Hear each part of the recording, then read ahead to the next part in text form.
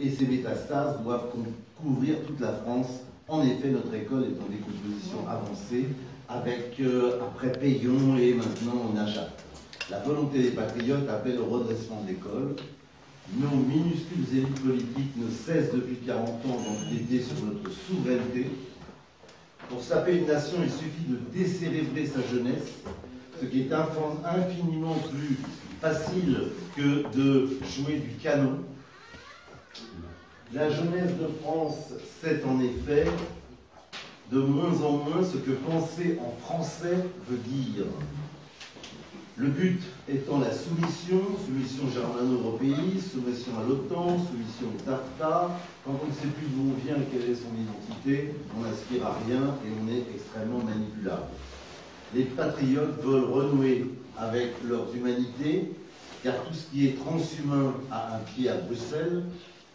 Ils veulent que l'école renoue avec sa tradition de liberté d'expression et d'émancipation, afin d'apprendre à nouveau à la jeunesse de France qu'en naissant, elle est héritière d'un formidable trésor culturel et patrimonial légué par ceux qui nous ont précédés et qui ont fait la France.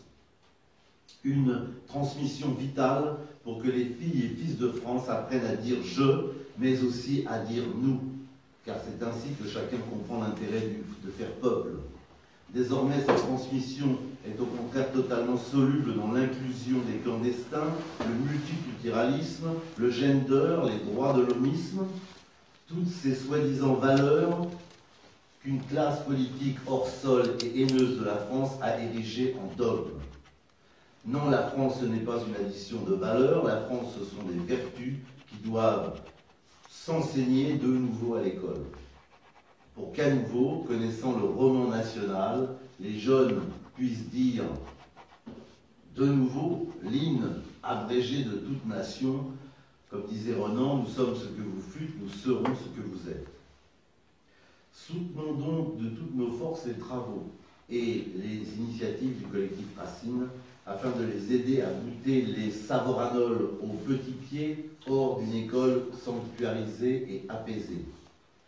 Permettez-moi de terminer mon propos par les vers de Corneille, parce que pour comprendre Racine, il faut connaître Corneille, vous savez, la dialectique culturelle, en remplaçant bien sûr les armes par des stylos plumes. Quoi, tu t'opposes à moi? Qui t'a rendu si vain, toi qu'on n'a jamais vu les armes à la main? Merci.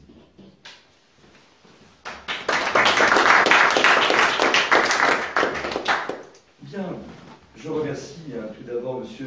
Bourse-Provence de nous recevoir aujourd'hui en cette permanence.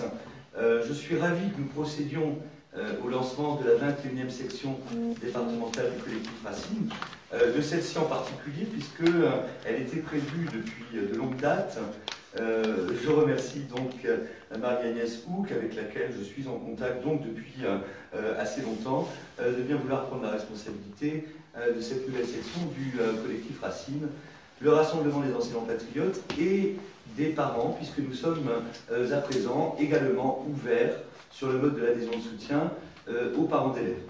Je vous remercie de votre présence à tous et je salue bien sûr Émeric Durox qui vient d'être présenté, que nous entendrons tout à l'heure, de même que M. Dubreuil, notre secrétaire général qui a fait le déplacement, et Arnaud Derignier, notre directeur de l'administration. Bien, pour parler de façon assez générale du collectif qui a accédé à une certaine notoriété, je crois, à présent, eh bien, effectivement, nous avons une double tâche. Une première tâche qui consiste à rendre public les diagnostics que nous posons sur la situation du système scolaire et universitaire, et ce faisant, d'articuler à ces diagnostics eh bien, des propositions de redressement.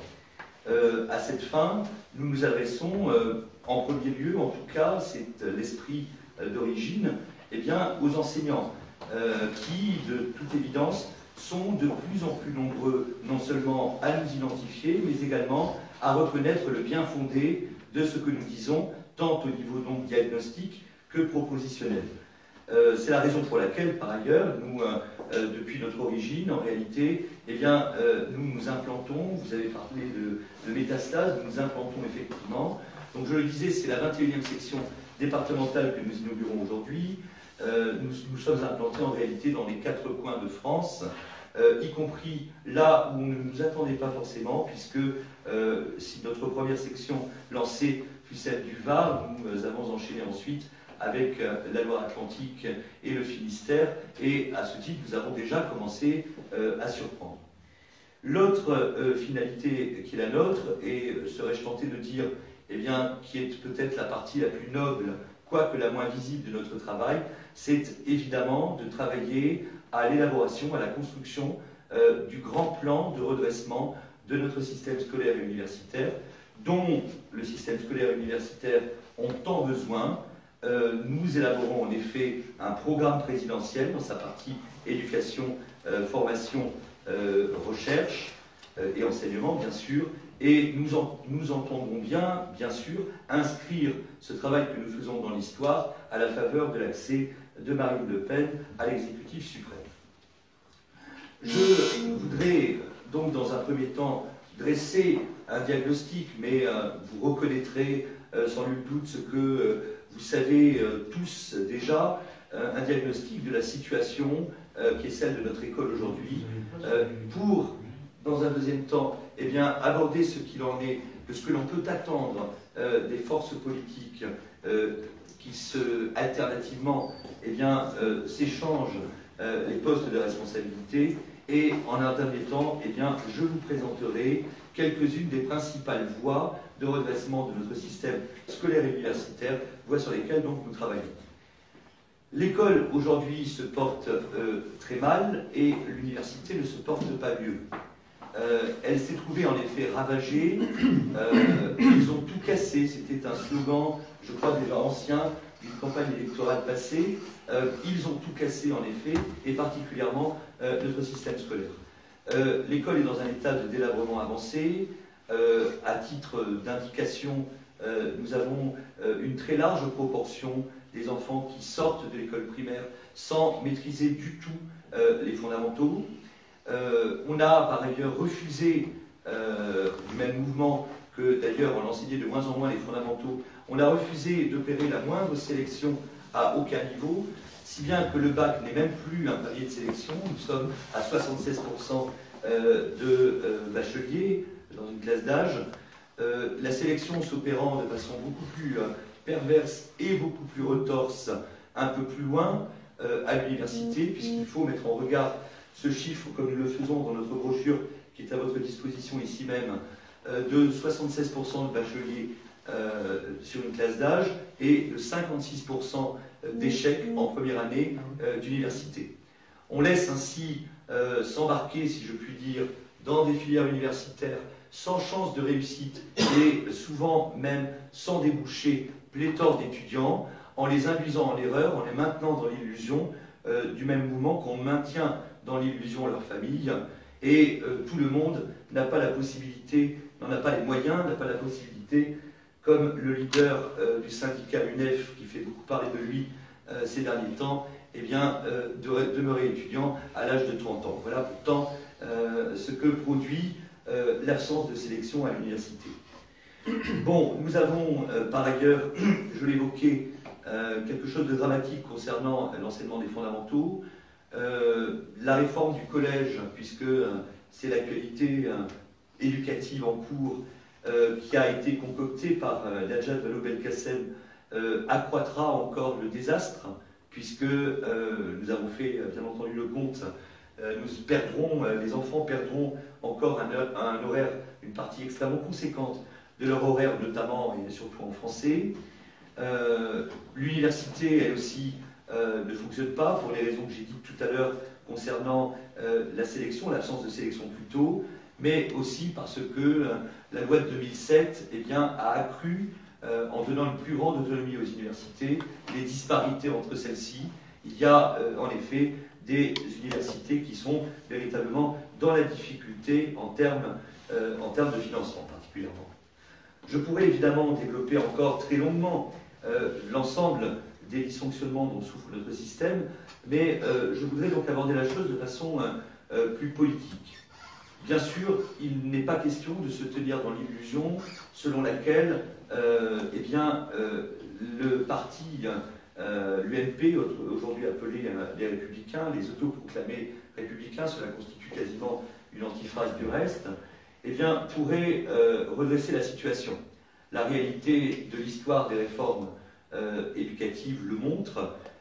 Les socialistes et l'UMP se sont alternativement passés les responsabilités et finalement les réformes qui ont conduit le système dans cette situation sont imputables aussi bien aux républicains ex-UMP qu'aux socialistes. Rien n'est à attendre d'eux.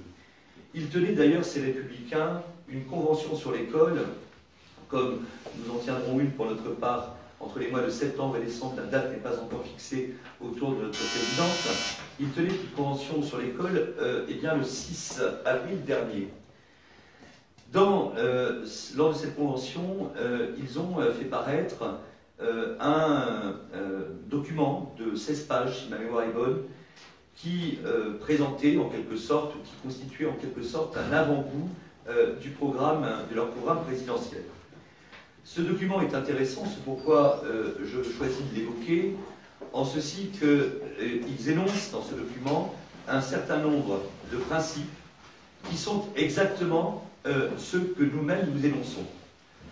Particulièrement le principe de rétablissement de l'autorité des maîtres, particulièrement le principe de retour à l'enseignement des fondamentaux, et bien entendu, il est piquant de voir des gens, un mouvement politique qui est donc co-responsable du désastre de notre école, eh bien, en période électorale, renouer avec le bon sens et converger avec nous sur leurs annonces.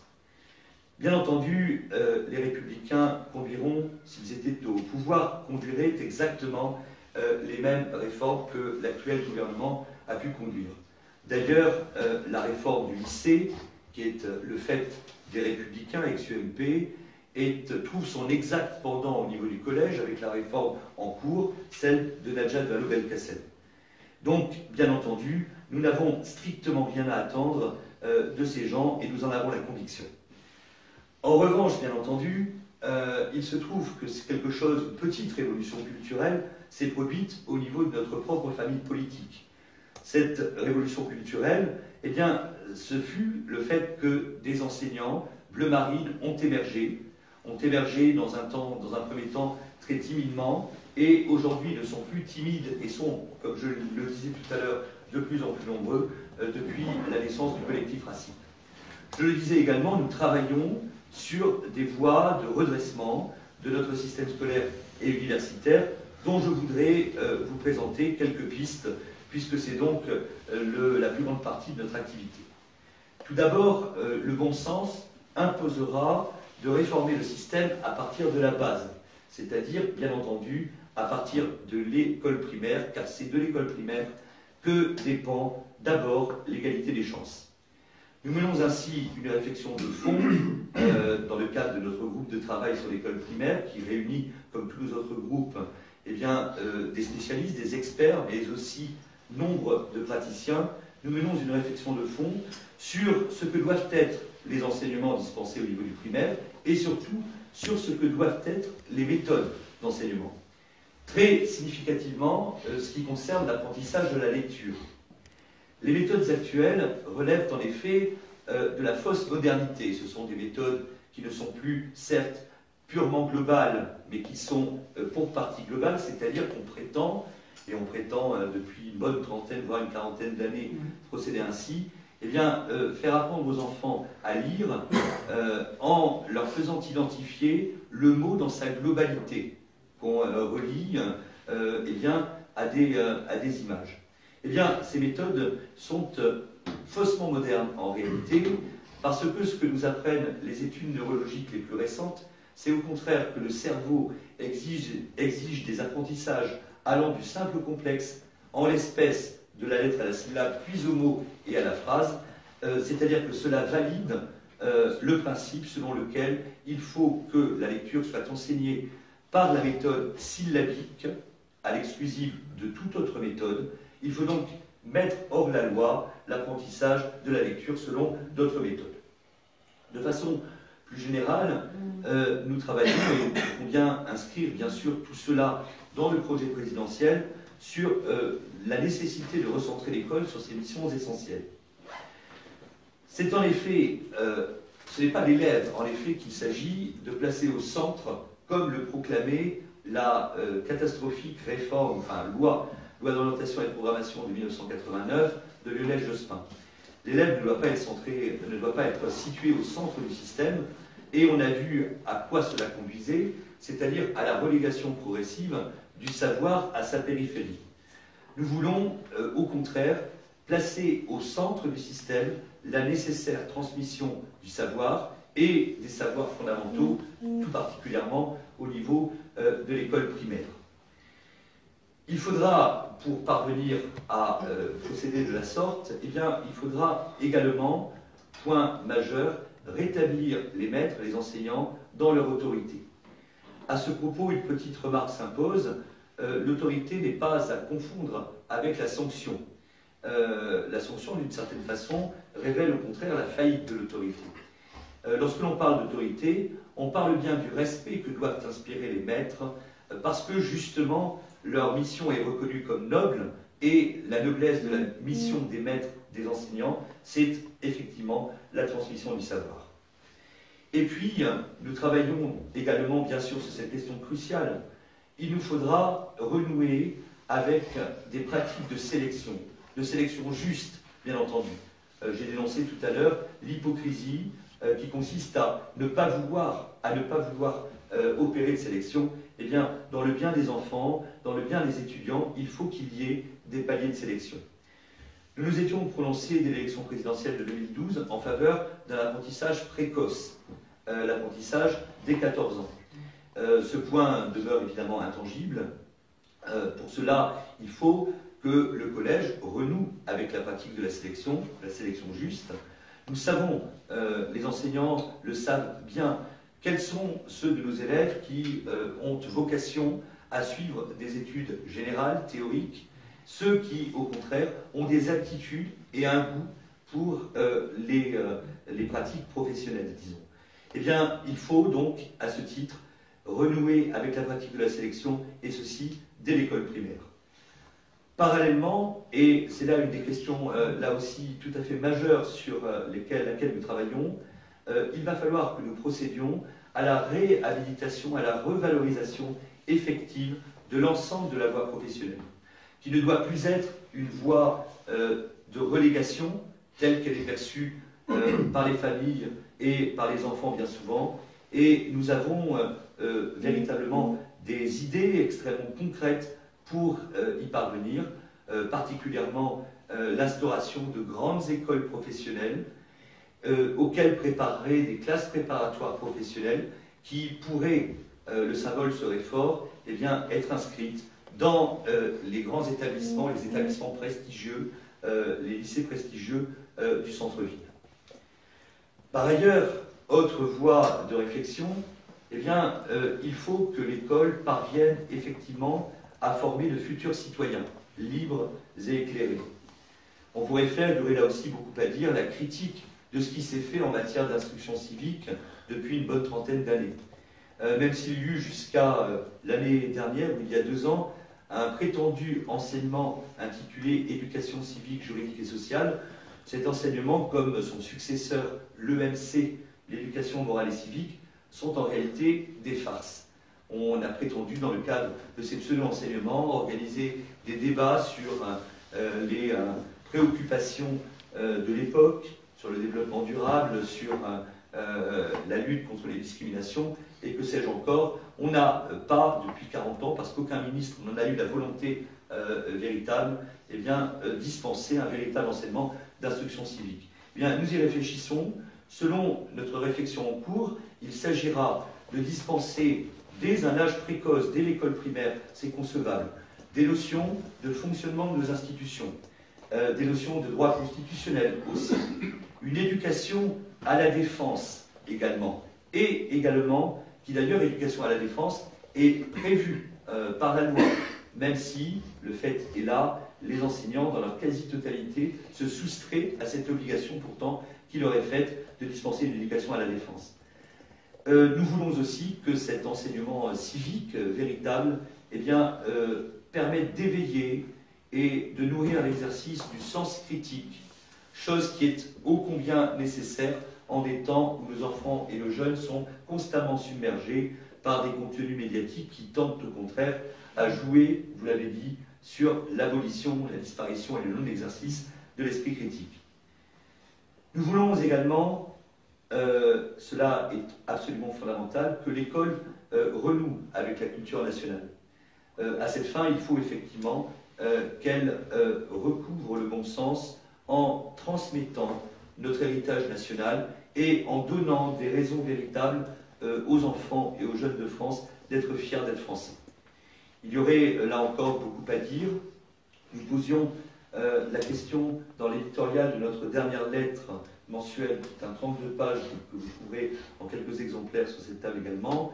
Nous posions la question de savoir où Najat Vallaud-Belkacem puise-t-elle sa détestation de la France pour en liquider aussi soigneusement, par les réformes qu'elle met en œuvre, l'héritage. En effet, un coup mortel est porté par la réforme du collège qui doit entrer en application à la rentrée prochaine à l'enseignement des langues mortes, des langues anciennes, devrais-je dire plutôt, du latin et que dire du grec. Or, cet enseignement du latin, longtemps, ne fut pas du tout un enseignement élitiste au mauvais sens du terme. Des élèves devaient leur réussite ou leur promotion sociale via l'école au fait qu'ils avaient étudié le latin. Et le latin est effectivement un enseignement tout à fait primordial en ceci qu'il permet aux élèves de prendre la mesure de leurs racines et qu'il jette par ailleurs un éclairage irremplaçable sur la grammaire et le fonctionnement de la langue. Nous voulons également, Émeric a peut-être prévu d'en parler puisqu'il enseigne l'histoire, bien sûr que l'enseignement de l'histoire renoue avec notre histoire nationale.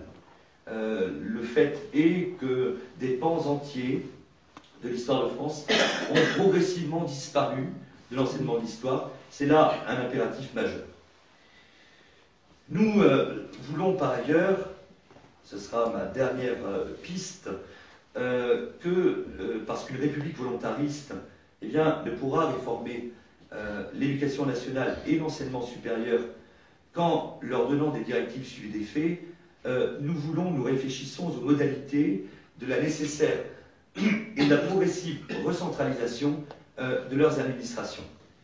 Nous étudions en effet finement, avec beaucoup d'attention et d'intérêt, les politiques éducatives passées. Il se trouve que parfois, à la marge, des ministres ont eu de fort belles intentions qui n'ont pas réussi à traduire en directives suivies des faits, justement du fait d'une inertie de l'administration centrale. J'évoquais tout à l'heure la méthode syllabique.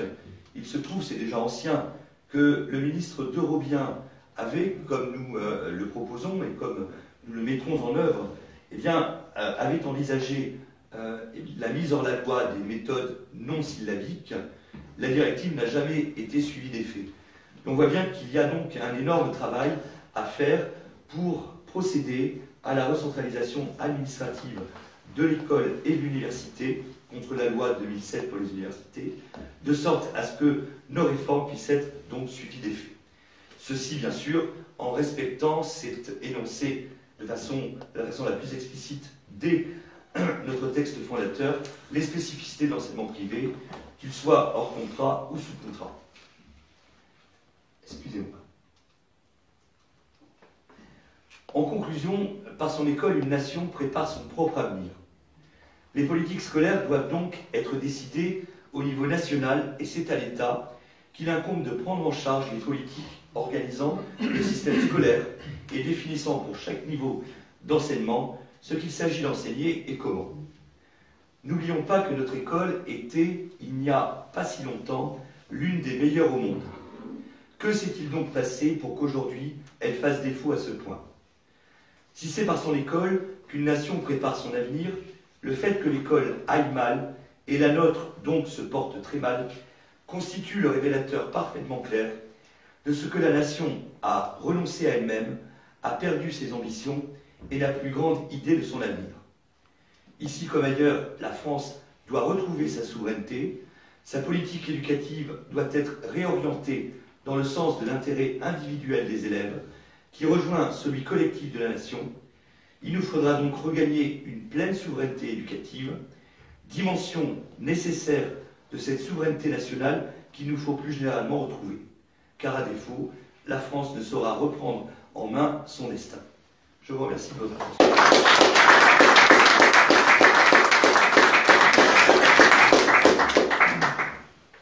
Bien, bonjour à tous. Merci tout d'abord à la Fédération de 94 de nous accueillir dans une si belle permanence. Merci à l'assistance d'être venue aussi nombreuses également. Mon propos sera assez concret. Il consistera à vous expliquer quelles sont les actions et le rôle d'une section départementale du collectif Racine, puisque vous devez être nombreux légitimement à vous poser cette question. En somme, à quoi sert une section départementale du collectif Racine? Eh bien, je vais vous l'expliquer à travers l'action du collectif Racine 77 que j'ai l'honneur de diriger. Nous avons lancé notre section le 28 octobre 2015 en pleine campagne des régionales, en présence notamment de Valérie de Saint-Just, notre tête de liste en Île-de-France, HL, devant une assistance fournie. Depuis, nous sommes en pleine expansion, puisque nous comptons pas moins de 30 membres réguliers, ce qui est conséquent. Il faut savoir qu'il y a bon nombre de réunions intersyndicales et nationales qui regroupent bien moins de participants. Donc, à l'échelle d'un département, c'est assez conséquent. Notre action se divise en deux grands types d'activités. Tout d'abord, une activité qu'on pourra qualifier d'intellectuelle, de production de contenu, de diffusion d'idées, et une activité plus politique et de terrain. Notre première activité intellectuelle, je l'ai dit donc, repose notamment sur l'existence d'un site dont je suis assez fier et qui, au bout de 6 mois d'existence, comporte déjà 28 articles d'analyse, de témoignages, de conseils de lecture ou de divers communiqués. Notre visibilité est tout à fait honnête, puisque nous avons en moyenne 1000 visiteurs uniques par mois, ce qui est très respectable sur un site départemental d'un collectif. Preuve de l'intérêt que nous suscitons auprès de mes collègues, mais aussi auprès du grand public. Ce site participe donc à la diffusion de nos idées sur l'école, une école républicaine, de l'autorité, du savoir, du mérite, comme Alain l'a très bien expliqué. Action virtuelle donc, qui est renforcée bien sûr par l'action au quotidien de nos membres, qui sont autant de propagateurs de nos idées auprès de nos collègues et du grand public. Nous constatons d'ailleurs au quotidien la progression de ces idées, qui sont progression validée par le dernier rapport du CEVIPOF, qui se fonde sur les résultats des régionales et qui stipule que le vote des enseignants, tous degrés confondus, est passé de 5% en 2012 à près de 10% en 2015. Alors certes, nous partons de loin, mais enfin, en termes statistiques, nous avons doublé l'augmentation de 100%. C'est considérable. Il n'y a aucune autre profession qui est dans ce cas de figure. Alors je pense que bien sûr, on n'arrivera jamais à 100% chez les enseignants, dans le territoire national. Mais enfin, il y a quand même du progrès. Ce qui donc en 3 ans, une progression qui est considérable. Et je crois, et j'en suis sûr, que l'action du collectif Racine de ces sections départementales n'est pas pour rien dans ce bond assez impressionnant. Nous organisons également des conférences. La dernière en date du 15 avril à Melun portait sur la formation professionnelle, dont d'ailleurs vous pouvez retrouver la teneur sur notre site. Elle avait réuni une vingtaine de personnes, des parents d'élèves également, et là aussi ça participe à la diffusion de nos idées sur l'école. Le second volet donc, que j'ai évoqué, qui est une action plus politique et de terrain, et notamment par la diffusion de communiqués. Nous en avons publié 2 depuis notre lancement, et surtout depuis le mois de janvier, qui portent sur l'événement propre au 77. Alors, par exemple, le premier était sur la hausse scandaleuse des tarifs de transport scolaire, décidée par le conseil départemental de Seine-et-Marne, avec des hausses allant jusqu'à 2750%. C'est-à-dire des lycéens qui payaient 12 € par an, qui se sont vus payer demander de payer 330 € par an. D'accord ? Tout ça dans l'optique de faire des économies sur le dos des familles, évidemment. Alors le collectif Racine 77, à cette occasion, s'insurgeait qu'il y avait évidemment, certainement, des économies à faire, mais qu'il ne fallait pas le faire sur les familles, mais plutôt dans les frais de fonctionnement des collectivités territoriales, dont les budgets ont explosé depuis plus de 20 ans.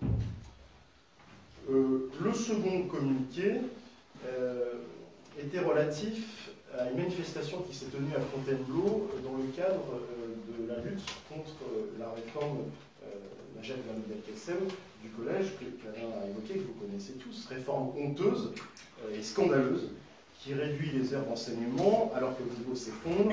Tout cela, pourquoi? Toujours dans la même optique, faire des économies. Économies imposées par qui? In fine, imposées par Bruxelles, évidemment. Alors, le collectif Racine 77 était présent à cette manifestation, avec quelques adhérents, et il était amusant de constater que cette manifestation qui réunissait des gens qui étaient viscéralement hostiles à cette réforme, eh bien, ces mêmes personnes étaient pourtant toutes de bons Européens et votaient pour les mêmes partis européistes depuis toujours. Et ils ne se rendaient pas compte de cette contradiction, alors que ce sont ces mêmes partis européens qui nous ont menés à notre ruine depuis 40 ans. Jamais il ne leur viendrait à l'idée de remettre en question les dogmes auxquels ils croient dur comme fer, et qui consistent à faire de l'Union européenne l'alpha et l'oméga de leur vision politique et métapolitique. L'Union européenne qui est pourtant responsable de ces politiques d'austérité, puisque cette réforme Najat Vallaud-Belkacem, en réalité, nous fait épargner, bon an, à peu près 2 milliards d'euros par an. C'est ça la finalité. C'est pas pour remettre les mecs au cœur ou autre, etc. Non, le but, c'est de faire des économies. D'accord ? Et donc, ces politiques d'austérité détruisent nos services publics, et ce qui nous faisait conclure ce communiqué par ces mots fameux de l'aigle de Meaux, Bossuet, évêque de Meaux du XVIe siècle, XVIIe, pardon, et l'un de nos plus grands orateurs de l'histoire. Dieu se cause des gens qui se plaignent des effets dont ils chérissent les causes, évidemment. Alors, enfin, le collectif Racine 77, c'est aussi une communauté, une fabrique de liens sociaux, entre enseignants patriotes, qui étaient parfois autrement, qui étaient isolés et qui, par le biais du collectif Racine 77, peuvent se rencontrer, échanger. Nous avons fait déjà plusieurs rencontres chez les adhérents, dans des restaurants, et à chaque fois dans une bonne ambiance, qui participe là aussi, in fine, à la diffusion de nos idées. En somme, nous sommes très engagés dans cette grande bataille des idées, trop longtemps laissés au camp autoproclamé du bien, et nous sommes heureux de voir que nous regagnons petit à petit le terrain perdu. Nous sommes en train de gagner cette bataille des idées, comme le prouve le vote des enseignants que j'ai évoqué tout à l'heure, comme le prouvent les sondages qui démontrent que les Français valident une très grande majorité de nos idées, le sondage que vous pouvez retrouver sur les maquettes que nous avons distribuées, sur les questions du redoublement, de la notation de la blouse, idées qui sont portées par le collectif Racine et par le Front National. Les Français adhèrent à ces idées-là à plus de 80%. Nous sommes donc engagés parce que nous croyons au bien fondé de notre cause, parce que nous croyons que le redressement de notre pays passera par l'école, et parce que, comme le disait Jules Simon, philosophe et président du Conseil à la fin des années 1870, à l'époque où la République était encore balbutiante, le peuple qui a les meilleures écoles est le premier peuple. S'il ne l'est pas aujourd'hui, il le sera demain. Je vous remercie de votre attention.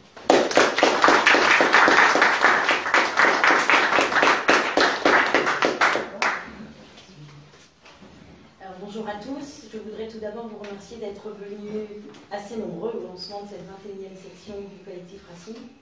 Merci à M. Avélo pour sa confiance. Merci à Émile Durox et à notre secrétaire départemental pour son soutien et sa présence aujourd'hui. Pour conclure vos interventions très intéressantes et plus pointues certainement que ne sera la mienne, avant de procéder au lancement officiel du collectif, je voudrais d'abord rapidement me présenter. J'ai bientôt 49 ans, je suis maman de 2 grands-enfants de 27 et 23 ans. Originaire de Picardie, j'habite la région parisienne depuis bientôt 30 ans et Créteil depuis 13 ans, où je suis institutrice en école élémentaire depuis 13 ans également. J'enseigne en classe de CP depuis de nombreuses années, ce qui me fait dire que je connais plutôt bien la problématique de l'école élémentaire et surtout celle du cycle 2. Je suis également conseillère municipale d'opposition à Créteil et responsable du secrétariat administratif pour la fédération. Actuellement, dans le Val-de-Marne, le collectif compte une quarantaine d'enseignants, dont 20 travaillent sur différents thèmes, allant de l'enseignement primaire, donc maternel et élémentaire, à l'enseignement supérieur, la recherche, en passant par la formation professionnelle et l'apprentissage. Je profite de cette occasion pour remercier chaleureusement tous nos contributeurs pour leur engagement et leur participation à notre réflexion. Pourquoi avoir choisi de rejoindre le collectif Racine? Mais je dirais que j'ai trouvé au sein du collectif la possibilité d'échanger, de partager, de réfléchir autour de thèmes et de valeurs éducatives qui me sont chères et qui, à mes yeux, font de plus en plus défaut dans le système scolaire actuel. Ces valeurs transmises de génération en génération, celles qui forgeaient l'individu et transformaient un petit enfant sans défense en un adulte respectueux et responsable de ses actes. Ces valeurs qui faisaient de l'école un sanctuaire respectable et respecté de tous les citoyens. Ces valeurs qui donnaient aux maîtres la mission de transmettre des savoirs et qui ne faisaient pas d'eux des animateurs de groupe ou des artisans de propagande idéologique. Le collectif Racine, pourquoi faire? Le but essentiel, comme cela a déjà été précisé au début des interventions, c'est de rassembler les enseignants patriotes soucieux de redonner à notre système éducatif la place d'exception qu'il a aux yeux de tous, qu'il avait aux yeux de tous, et qu'il perd peu à peu. Il a pour vocation de recueillir les expériences, les attentes des enseignants et d'être une véritable force de proposition pour l'élaboration du programme présidentiel de Marine Le Pen. De plus en plus de collègues déplorent la dégradation des conditions d'enseignement et l'effondrement du niveau global des élèves. Le constat n'est en effet guère réjouissant. Tout d'abord, nous assistons à une augmentation très importante des situations conflictuelles entre parents et enseignants, entre élèves et enseignants. Les situations de violence sont monnaie courante dans certains établissements. Le respect du maître ou des décisions de l'institution passe maintenant après la volonté de ne surtout pas faire de vagues, de cacher les difficultés. Vous avez sans doute entendu parler de cette affaire à Créteil, cette jeune fille de 12 ans, élève d'un collège de Créteil, martyrisée par 3 élèves de 13 à 15 ans. Quel parent ne serait pas outré et meurtri de voir son enfant ainsi torturé? Notons que les auteurs de ces actes ne sont pas des adultes déséquilibrés, mais des jeunes filles de 13 à 15 ans. Dans ce même collège, un autre élève s'est confié à ses professeurs, dénonçant des faits de harcèlement, de raquettes, et se plaignant du peu de compassion dont a fait preuve l'institution. Selon ses dires, on lui aurait même répondu que son affaire n'était pas si grave en regard des blessures de la jeune fille précédente. Certes, mais tout de même, pour lui, c'est plutôt circuler, il n'y a rien à voir. En matière de sécurité et de respect de l'institution scolaire, nous devrons appliquer la tolérance zéro. Les fauteurs de troubles doivent être sanctionnés et l'ultraviolence que nous connaissons dans certains établissements doit être traitée avec la plus grande sévérité. Deuxième point, les exigences communautaires au sein des établissements scolaires vont croissantes. Pour éviter les conflits, mais également pour chouchouter de potentiels électeurs, les gouvernements ont cru bon de céder peu à peu face au communautarisme. Nous en mesurons maintenant les conséquences dramatiques. Les exigences religieuses sont maintenant ancrées jusque dans de nombreuses cantines scolaires. Les repas de substitution, sous couvert de respect des religions, ne font en réalité que différencier, cataloguer les élèves selon leur appartenance confessionnelle. Pour exemple, à Créteil, sur la dernière période de 39 jours, les 8 semaines entre chaque vacances, seuls 4 plats à base de porc ont été proposés aux élèves. Quand on connaît le prix de cette viande, on se demande bien pourquoi. Autre exemple significatif, le repas du vendredi saint. Figurez-vous que ce jour-là, un repas de substitution à la viande était prévu comme d'habitude, mais comme d'habitude, il était réservé aux enfants ne mangeant pas de porc ou pas de viande du tout. Le plat sans viande a ni plus ni moins été refusé aux enfants ou adultes catholiques l'ayant demandé. Nous voyons ici jusqu'où la soumission aux exigences communautaires nous a menés. On accorde aux religions minoritaires des droits que l'on refuse à la religion encore majoritaire en France. Le véritable respect de toutes les sensibilités, de toutes les croyances, doit passer par un menu unique dans les cantines. Troisième point, un nombre toujours plus important d'élèves ne maîtrisent pas les compétences fondamentales nécessaires à la construction de savoirs plus pointus et ignorent même parfois les compétences minimales en lecture ou en calcul permettant l'autonomie dans leur vie d'adulte. Beaucoup trop d'élèves quittent le système scolaire sans aucun diplôme, sans aucune formation et souvent même sans aucune envie réelle de réussir. Il nous faudra revenir sur les interdictions de redoublement et réfléchir aux modalités d'évaluation, aux conditions de passage en année supérieure, au cursus à mettre en place pour la réussite de tous. La véritable égalité pour tous les élèves devant l'accès aux connaissances n'est plus assurée. L'uniformisation des parcours à travers le collège unique a créé une machine à fabriquer de l'échec. Le modèle du collège unique doit être aboli pour que chaque élève puisse trouver sa voie au travers d'une filière, qu'elle soit courte ou longue, mais une voie véritablement choisie. Mieux vaut un maçon ou un électricien épanoui dans un métier fait pour lui et qui lui plaît qu'un bureaucrate par obligation, névrosé ou un chômeur déprimé.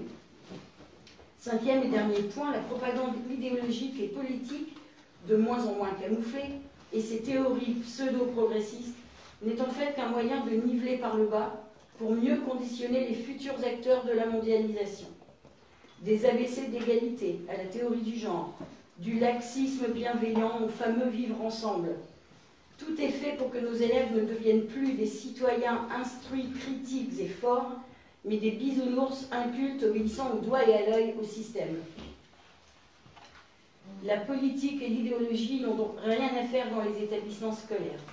Les missions essentielles de l'école devront être clairement redéfinies pour que partout en France, les élèves puissent bénéficier des mêmes enseignements et que leurs apprentissages ne soient plus pollués par une propagande idéologique néfaste pour eux.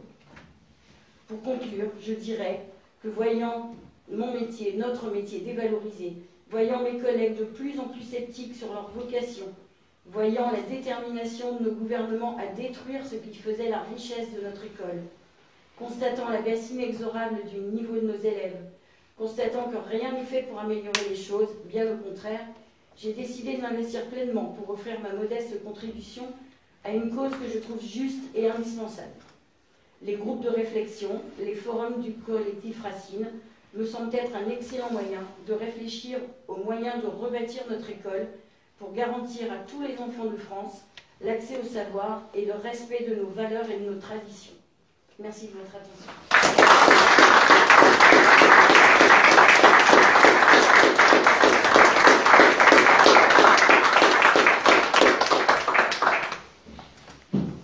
Je crois qu'on peut déclarer le collectif ouvert, Créé, installé.